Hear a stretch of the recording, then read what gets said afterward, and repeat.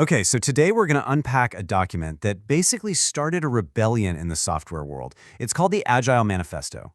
But look, this isn't just a history lesson. This is really the story of a revolutionary idea and what happens when that idea gets out into the wild and, takes on a life of its own. And I want to start with this, a pretty chilling warning from one of the people who was literally in the room when Agile was born. When a co-creator says something this blunt, you've got to stop and ask, what went so wrong? And what was the original dream they were even trying to protect in the first place? Let's be real for a second. The word agile is everywhere. I mean, it's a buzzword that's completely escaped the tech world, and now it's in, every industry. But what does it actually mean? To figure that out, and to really understand why the people who created it are now so concerned, we have to go all the way back to the beginning. You've seen this, right? This idea of doing agile. But the folks who wrote the manifesto, they were focused on being agile, which is a totally different thing. It's a fundamental mindset shift. And that brings up a really critical question. Are we all just following the rules in the playbook, or do we actually get the spirit of the game? To get the answer, we have to jump in our time machine and go back to the world of software development before the year 2001. And trust me, it was a very, very different landscape. It was dominated by this one powerful and, honestly, pretty frustrating approach. So this was the big bad. The waterfall model. Think of it as rigid, super heavy on documents, and just painfully inflexible. Imagine trying to build a house where you have to finalize every single detail in the blueprint before you can hammer a single nail. And oh, by the way, you can't change your mind later. That's what software development was like. It was slow, it was frustrating, and a lot of the time it delivered products that were basically obsolete the day they launched. So in 2001, 17 of these software developers, these thinkers, these rebels, they all get together at a ski resort in Utah. Now their goal wasn't to create some new rigid process, not at all. It was to find common ground among all these different lightweight methods they were already using. But the deeper motivation, as one of them put it, was to make the world safe for programmers, to create an environment that wasn't just soul-crushing. And this part is so crucial. The manifesto wasn't created in a vacuum, It wasn't one person's grand idea. It was a fusion, a convergence of all these different approaches people were already experimenting with to fight back against that rigid, top-down way of doing things. And just look at the diversity of thought in that room. You had people who were pioneering Scrum, extreme programming, Crystal, and a whole bunch more. Each one of these was a different answer, but they were all answering the same fundamental problem. The real genius of that meeting at Snowbird was finding the simple, core values that connected every single one of them. So what did they actually come up with? Well, they didn't write some 500-page rulebook. Nope, they wrote a simple, really elegant document. At its core, it was just 68 words, the Manifesto for Agile Software Development. And it was built on 4 foundational values. Before we even get to the values themselves, just look at this opening line. The most important word here is uncovering. See how it's not past tense? It implies a journey, not some final destination. They weren't carving rules into stone tablets. They were starting a conversation about continuous discovery. Okay, value number 1. This is a direct shot at the old way of thinking.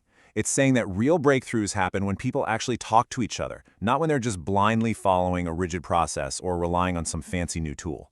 It's all about human interaction, not bureaucracy. Value number 2 is beautifully simple. Results are what matter most. The real measure of progress isn't some mountain of paperwork. It's software that actually works and does what it's supposed to do. Co-author Ron Jeffries later joked he wanted to add a line to the manifesto that just said, "And we really mean it." This one completely redefines the relationship with the customer. It's about moving from this adversarial back-and-forth contract negotiation to a true partnership. So instead of arguing over the fine print, you're actually working together, side by side, to build the best possible thing. And the final value is probably the most famous one. The world changes, right? Requirements change. The market changes. A project's success depends on its ability to adapt, to pivot, not on its ability to blindly follow a plan that was made months or even years ago. And then there's this final sentence. And honestly, this is everything. This is the key that unlocks the whole philosophy. It doesn't say that plans and processes and documentation are worthless. Of course not. It just says they are less valuable than people, results, collaboration, and adaptability. It's a statement about priorities, not a set of absolute black and white rules. All right, so let's fast forward to today. Those simple, elegant values, well, they've spawned a billion-dollar industry of consultants and certifications and tools. And that's exactly where the conflict we started with, that feeling that the blood has been squeezed out, really comes into focus. One of the authors, a guy named Ari Van Bennekom, he highlights this critical distinction. Being agile is all about embracing the mindset, the values we just talked about. But doing agile, that's just going through the motions. You know, the daily stand-ups, the backlogs, the sprints, but without that underlying cultural shift. It's kind of the difference between having faith and just reciting prayers from a book. And man, you could just feel the frustration from the original authors. They see their philosophy being sold like some off-the-shelf product. They see these weekend certifications promising instant expertise. They see these rigid frameworks, what some people call dark Scrum, where the rituals actually become more important than the results. And maybe worst of all, they see managers using the word agile that justify cutting corners and sloppy work, which is the exact opposite of what they ever intended. So, where does that leave us?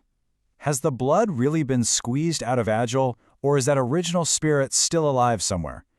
To find the answer, I think we have to look at the real legacy of the manifesto. And this is so important. The manifesto was never meant to be this static, unchanging document. A decade after the original meeting, one of the co-authors, Kent Beck, he actually proposed an evolution of the core values because, well, the world had changed. And that right there proves that the true legacy was always that spirit of uncovering. His proposed updates focused on new ideas, things like customer discovery instead of just simple collaboration, and initiating change instead of just responding to it. Now, this wasn't a rejection of the original. It was an attempt to apply its spirit to new challenges. The point isn't whether these are the right new values. The point is that the thinking never, ever stopped. And that really brings us back to the heart of it all. Maybe the goal was never to reach some final destination called Agile. Maybe the entire point of that meeting up in the mountains was to embed this one simple idea, that we should always be uncovering better ways of working. So the question I want to leave you with isn't, are you agile? It's, are you still uncovering?